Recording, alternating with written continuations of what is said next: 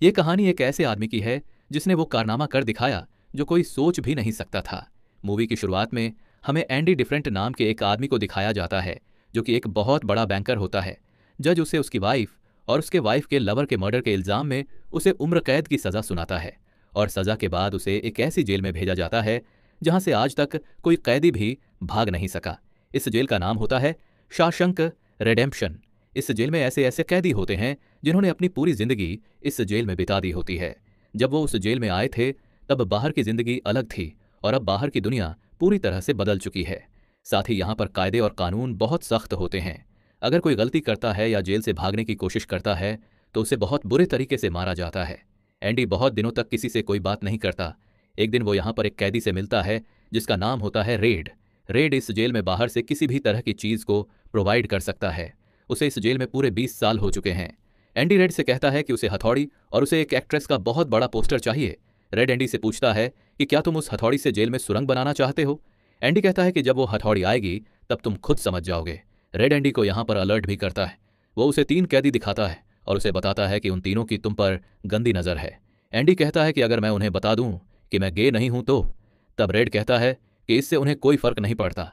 Andy के कहने पर वो उसके लिए हथौड़ी मंगवा लेता है और जब वो हथौड़ी देखता है तो वो मन ही मन में सोचता है कि इस हथौड़ी से जेल में सुरंग बनाने में तो 600 साल लग जाएंगे। असल में एंडी को पत्थर तराशने का शौक होता है और इसीलिए उसने ये हथौड़ी मंगवाई होती है।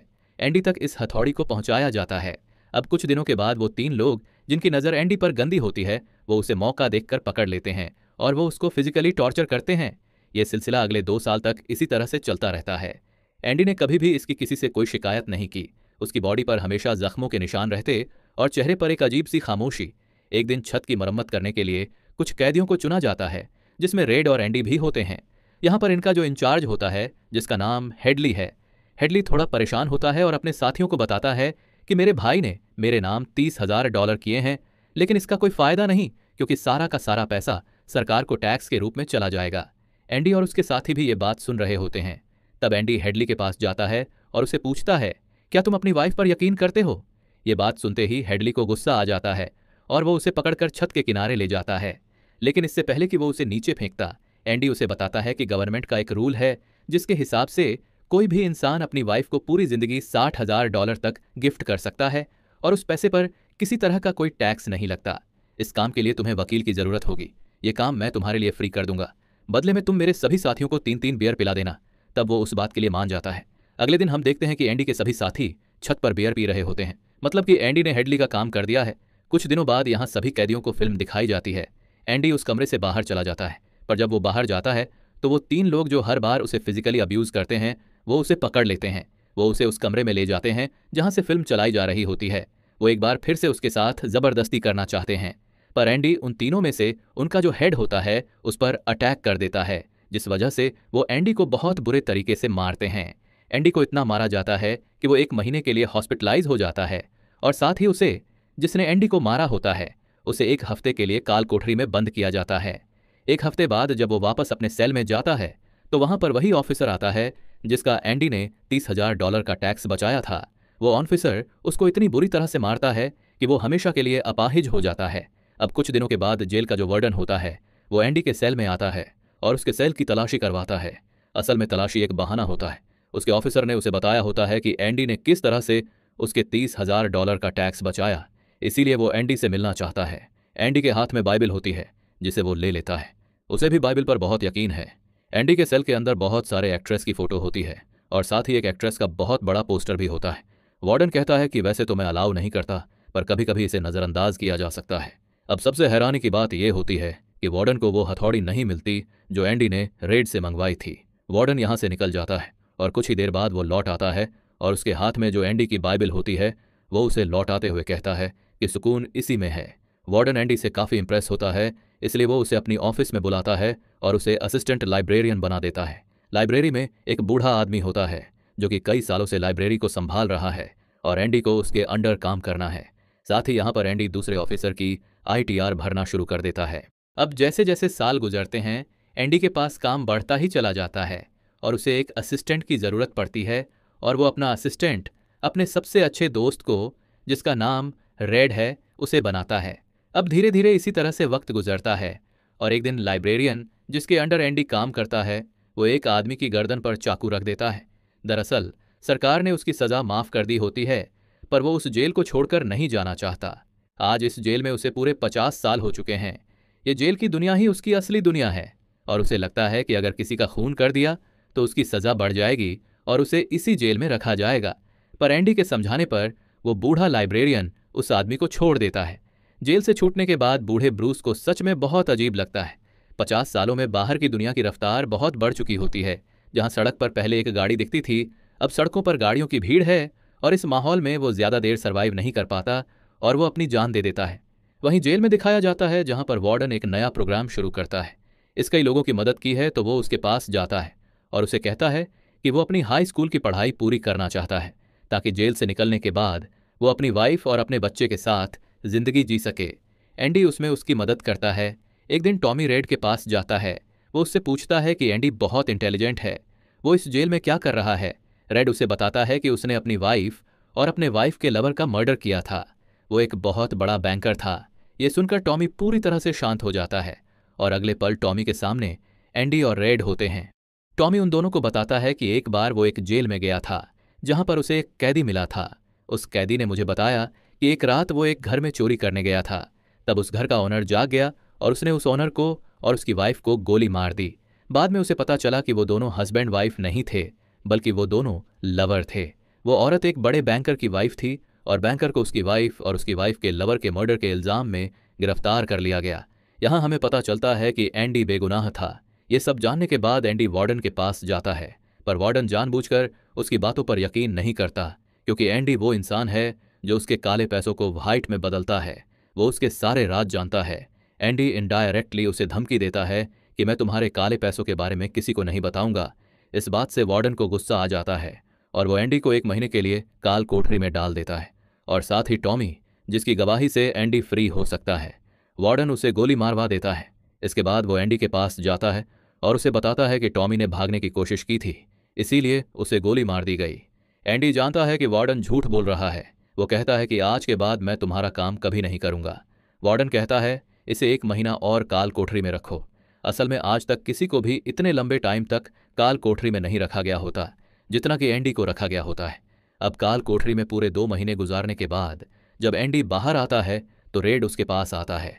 एंडी रेड से पूछता है कि क्या तुम कभी इस जेल से बाहर निकल पाओगे। रेड कहता है कि शायद जब मैं बहुत बूढ़ा हो जाऊं और मेरा दिमाग काम करना छोड़ दे तब। एंडी कहता है कि मैं यहां से निकलकर जीवातिनियोर जाऊंगा। ये मेक्सिको में समंदर किनारे एक बहुत खूबसूरत जगह है। कहा जाता है कि इंसान अपने आप को यहाँ पर खो देता है। मैं वहाँ पर अपना रेस्टोरेंट खोलूंगा, समंदर किनारे अपनी बोट को रिपेयर करूंगा और दोस्तों के साथ गहरे समुद्र में मछली पकड़ने के लिए निकल पड़ूंगा। रेड ये सुनकर परेशान हो जाता है। वो कहता है कि उम्मीद बहुत खतरनाक चीज होती है, इंसान को पागल तक कर देती है। तुम्हें सच्चाई की दुनिया में वापस लौटना होगा। मैक्सिको यहाँ से बहुत दूर है। एंडी कहता है कि तुम सच कहते हो। अब मेरे पास सिर्फ 2 ही रास्ते हैं, या तो मैं घुट घुट कर जीऊं या मर जाऊं। जाने से पहले एंडी रेड को कहता है कि तुम वादा करो कि तुम मेरा एक काम करोगे। रेड कहता है कि हाँ, मैं जरूर करूंगा। एंडी कहता है कि बॉस्टन के पास एक बहुत बड़ा मैदान है। उस मैदान में एक बहुत बड़ा पेड़ है। उस पेड़ के पास एक पत्थर की दीवार है। उस पत्थर की दीवार पर एक काले रंग का पत्थर है। उस पत्थर के नीचे कुछ गड़ा है। वादा करो जब तुम जेल से बाहर निकलोगे तो वहां जरूर जाओगे। रेड पूछता है कि उस पत्थर के नीचे क्या है। तब एंडी उसे कहता है कि इसके लिए तुम्हें वहां पर जाना होगा। ये कहकर एंडी यहां से सीधा वार्डन का काम करने जाता है। वो वार्डन का काम खत्म करके उसके सारे डॉक्यूमेंट एक खास तिजोरी में रखता है। डॉक्यूमेंट्स रखने के बाद एंडी को वार्डन अपने कपड़े देता है। वो कहता है कि मेरे कपड़े प्रेस करवा देना और मेरे जूतों को आईने की तरह चमका देना। इसके बाद एंडी वापस अपने सेल में आ जाता है। वहीं आज रात रेड बहुत परेशान होता है क्योंकि उसे शक है कि एंडी अपनी जान ले सकता है। सुबह जब सभी सेल्स के दरवाजे खुलते हैं तो एंडी अपने सेल से बाहर नहीं आता और जब गार्ड उसके सेल के पास पहुंचते हैं तो वो पूरी तरह से हैरान हो जाते हैं। वहीं दूसरी तरफ वार्डन को दिखाया जाता है जो अपने जूते पहनने के लिए निकालता है, पर उस बॉक्स में उसके जूते नहीं बल्कि एंडी के जूते होते हैं और तभी सायरन बज जाता है। और ये सायरन तब बजता है जब कोई कैदी जेल से भागता है। वार्डन एंडी के सेल में जाता है। यहाँ पर रेड को भी बुलाया जाता है। वार्डन रेड से पूछता है कि एंडी कहाँ है। रेड कहता है कि मुझे क्या पता। इस बात पर वार्डन को बहुत गुस्सा आता है। वो कहता है कि क्या वो भूत था जो रातों रात यहाँ से गायब हो गया और पीछे छोड़ गया ये पत्थर और दीवार पर ये बेहुदा तस्वीर। उसके हाथ में जो पत्थर होते हैं वो रेड की तरफ फेंकना शुरू कर देता है। तब एक पत्थर वो उस पोस्टर पर भी मारता है जो दीवार पर लगा होता है, जिससे वो पत्थर उसके आर पार हो जाता है। और जब वार्डन उसके अंदर हाथ डालता है तो देखता है कि एंडी ने वहां पर एक बहुत बड़ी सुरंग बना रखी होती है, जिसे देखकर ये सब हैरान हो जाते हैं क्योंकि ये दीवार बहुत मजबूत होती है। बिना मशीन के इस दीवार पर सुरंग बनाना इम्पॉसिबल है, पर एंडी इम्पॉसिबल को भी पॉसिबल बनाकर यहां से भाग गया होता है। इसके बाद सभी गार्ड्स उस तरफ जाते हैं जहां से एंडी बाहर निकला था। वहां पर उन्हें एंडी के पुराने कपड़े, एक साबुन, एक कंघी और वह हथौड़ी जो एंडी ने रेड से मंगवाई थी वो मिलती है। यही वो छोटी सी हथौड़ी होती है जिससे पिछले 20 सालों से एंडी जेल में अपने सेल की दीवार पर सुरंग बना रहा था। साथ ही दीवार से जो भी मिट्टी निकलती थी वो उसे अपनी जेब में रखकर ग्राउंड में फैला देता था। एंडी ने आखिरी बार जब वार्डन का काम किया था तो वो वार्डन की ब्लैक मनी के सारे डॉक्यूमेंट्स अपने पास रख लेता है और उसके पास जो उसकी बाइबल होती है वो उसे वार्डन की तिजोरी में रख देता है और वार्डन को इस बात का पता नहीं चलता। साथ ही वार्डन ने अपने कपड़े जो उसे प्रेस करने के लिए दिए थे, एंडी उन कपड़ों को अपने कपड़ों के अंदर पहन लेता है। साथ ही उसके जूते जो वार्डन ने उसे पॉलिश करने के लिए दिए होते हैं, एंडी उन्हें पहनकर यहां से निकल जाता है। रात को जैसे ही सारी लाइट्स बंद होती है एंडी उस सुरंग से बाहर निकलता है। इसके बाद वो एक गटर का पाइप तोड़ता है और उस गटर के पाइप से रेंगता हुआ उस जेल से, जिस जेल से कोई भी कैदी आज तक नहीं भागा, वहां से भाग जाता है। अगली सुबह एंडी उस बैंक में जाता है जहां पर वार्डन की सारी ब्लैक मनी होती है। ये प्रॉपर्टी एक ऐसे आदमी के नाम होती है जो इस दुनिया में एग्जिस्ट ही नहीं करता। मतलब एंडी जेल से उस आदमी के सिग्नेचर करता था। साथ ही एंडी के पास उस आदमी के नाम के सारे डॉक्यूमेंट्स भी होते हैं, इसीलिए एंडी बैंक में जाकर सारे पैसे निकाल लेता है और ये पैसे होते हैं $2.95 मिलियन।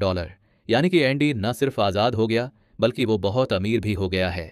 एंडी के पास वार्डन के खिलाफ सारे डॉक्यूमेंट्स होते हैं जो वो प्रेस को भिजवा देता है। अगली सुबह यह खबर अखबार में फैल जाती है और जब वार्डन तिजोरी खोलता है तो उसमें उसके डॉक्यूमेंट्स नहीं बल्कि बाइबल होती है। बाइबल के पहले पेज पर एंडी ने लिखा होता है कि तुमने सही कहा था, आज़ादी इसी में है। और जब वार्डन पेज पलटता है तो उस पर हथौड़ी की डिज़ाइन बनी होती है। मतलब कि एंडी ने बाइबल को हथौड़ी की शेप में काटकर एक सांचा बनाया होता है जिसके अंदर वो अपनी हथौड़ी छुपाया करता था।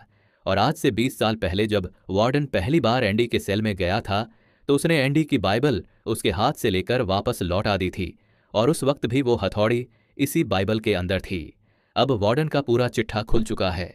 पुलिस उसे गिरफ्तार करने के लिए आ रही होती है, पर इससे पहले कि उसे पुलिस गिरफ्तार कर लेती है वार्डन अपने आप को गोली मार देता है। अब कुछ टाइम गुजरने के बाद एंडी के दोस्त रेड की सजा को भी माफ कर दिया जाता है। उसे एक नौकरी दिलाई जाती है, पर बाहर की दुनिया में रेड का दिल बिल्कुल भी नहीं लगता क्योंकि उसने अपनी जिंदगी के 40 साल जेल में गुजारे थे। रेड उसी कमरे में रहता है जहां पर लाइब्रेरियन बूढ़ा आदमी रहता था और रेड भी अपनी जान देना चाहता है।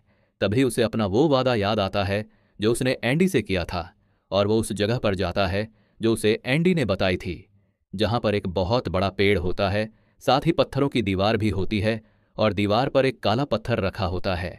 जब वो उस पत्थर को उठाता है तो उसके नीचे एक बॉक्स होता है। उस बॉक्स के अंदर कुछ पैसे और एक लेटर होता है। ये लेटर एंडी का होता है। इस लेटर में लिखा होता है कि तुम्हें जगह का नाम याद है जो मैंने तुम्हें जेल में बताई थी। तब रेड कहता है और एंड्रयू से कहता है कि तुम उसे जगह पर ए जाओ, मैं तुम्हारा इंतजार कर रहा हूं। इसके आगे एंडी ने लिखा होता है कि उम्मीद अच्छी चीज़ होती है, बल्कि सभी अच्छी चीज़ों में सबसे अच्छी चीज़ है और अच्छी चीज़ कभी नहीं मरती। इसके बाद वो उस जगह पहुंच जाता है और जब वो समंदर के किनारे जाता है तो देखता है कि एंडी अपनी बोट ठीक कर रहा होता है। यह जगह, ये सब कुछ एंडी का वो सपना था जो उसने जेल में रेड से शेयर किया था। और रेड ने कहा था कि उम्मीद अच्छी नहीं होती, उम्मीद इंसान को पागल तक कर देती है।